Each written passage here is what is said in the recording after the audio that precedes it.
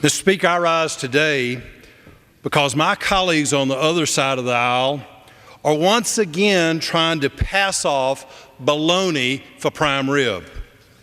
In the last 100+ days, we've seen non-stimulating stimulus packages, and we're probably going to see some more. Secretive bills in a, quote, open and transparent, unquote, Congress, and trillion-dollar commitments to fiscal responsibility. Clearly, liberals have a monopoly on the misnomer. Unfortunately, the disguises are out again today with this tax and cap plan. We must not be fooled by the rhetoric. This is a $646 billion tax that will impact every American family, small business, and family farm. Family energy costs will rise by more than $3,100 a year, every family. This is an outrageous tax on every family that drives a car, buys American products, or flips on their light switch when they come home. So unless your name is Fred Flintstone or you live in a cave, you'll be impacted by this tax. Senior citizens, the poor, and the unemployed will be hit the hardest by this tax, as experts agree that they spend a greater portion of their income on energy consumption. This is a time when we should be promoting policies that stimulate our economy and not tear it down.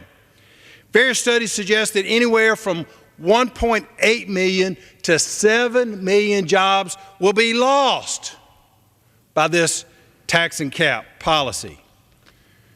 Make no mistake that the Democrats' airtight cap will suffocate America's small businesses, crippling America's respiratory system, the free economy. My colleagues on the other side of the aisle will claim that this tax and cap will help clean up the environment. However, this doesn't seem like it's even about the environment or global warming anymore.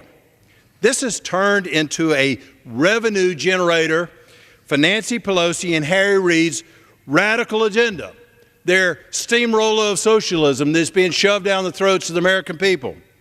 And that agenda includes socialized medicine.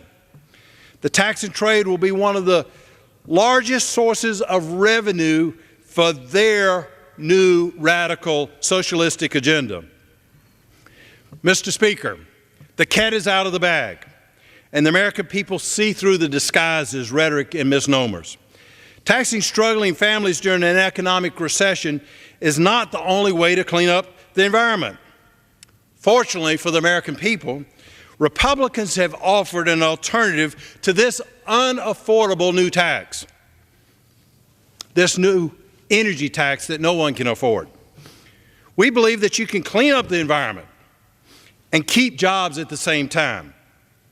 Our solutions include American energy, produced by American workers, to create American jobs. Our all-above energy plan brings us closer to energy independence, encourages greater efficiency and conservation, promotes the use of alternative fuels, and lowers gas prices. And don't think Democrats aren't doing any back-scratching when it comes to their new energy tax.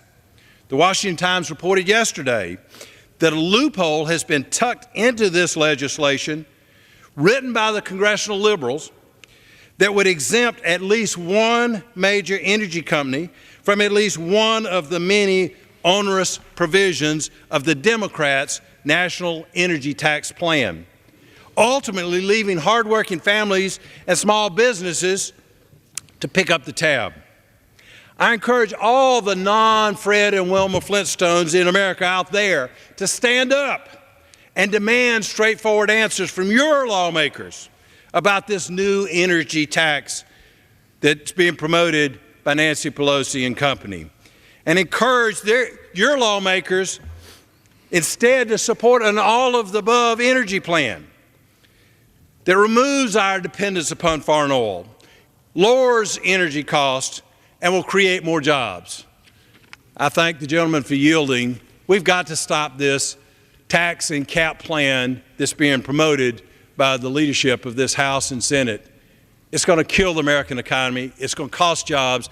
And I congratulate my dear friend from bringing this all out, from my dear friend from Illinois, for bringing all this out and being a leader in promoting responsible energy policy for America that the American public can count upon, and I congratulate you. Well, I thank my colleague, and I appreciate him coming down. I'm going to turn quickly to my colleague from Tennessee, Congresswoman Marsha Blackburn, for as much time as she may consume.